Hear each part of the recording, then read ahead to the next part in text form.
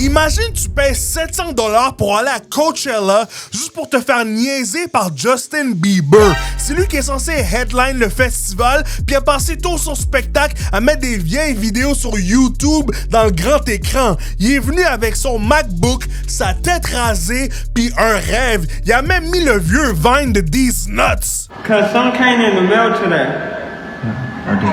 These nuts. Got him!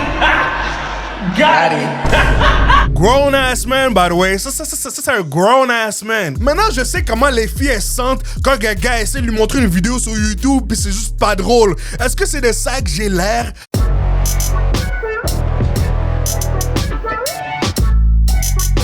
Bieber s'est fait payer 10 millions de dollars pour Doom Scroll à Coachella. C'est le headliner qui s'est fait payer le plus cher dans l'histoire du festival. Plus que Beyoncé, Lady Gaga, The Weeknd, Ariana Grande.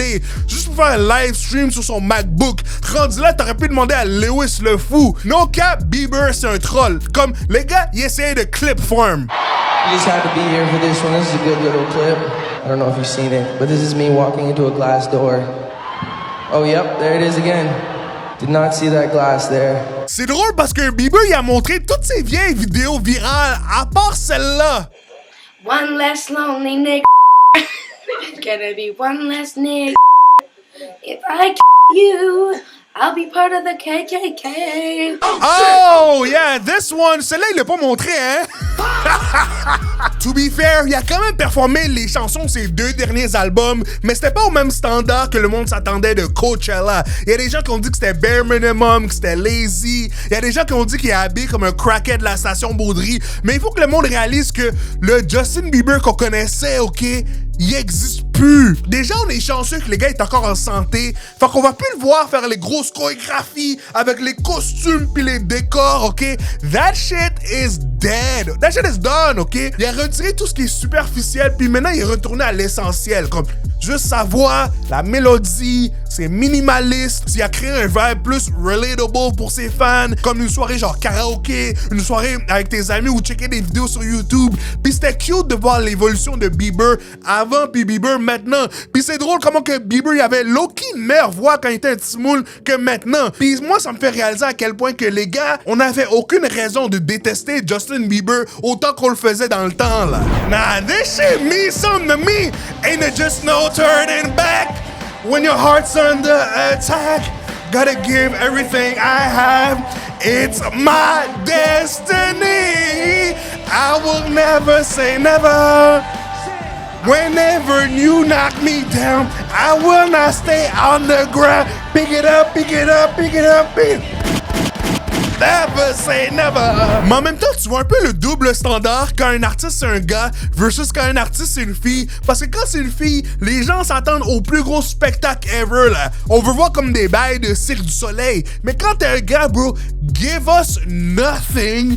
Pis c'est correct. We will eat that shit up. Genre, Justin Bieber peut aller performer aux Grammys en bobette, comme s'il était somnambule, pis c'est bien correct. Hey man, this look pretty good, man.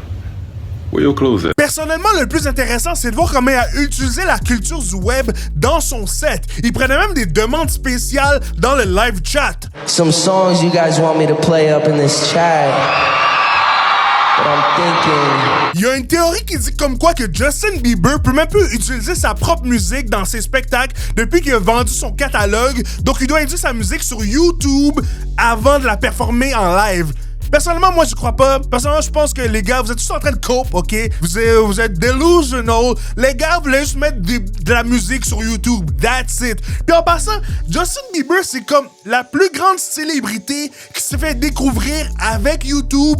Il était dans son pic quand la culture du web était comme monolithique. Il a grandi sur l'Internet. Sa vie au complet est documentée sur l'Internet. Fait que le fait qu'il utilise YouTube dans son set, c'est comme un métadiscours sur sa carrière.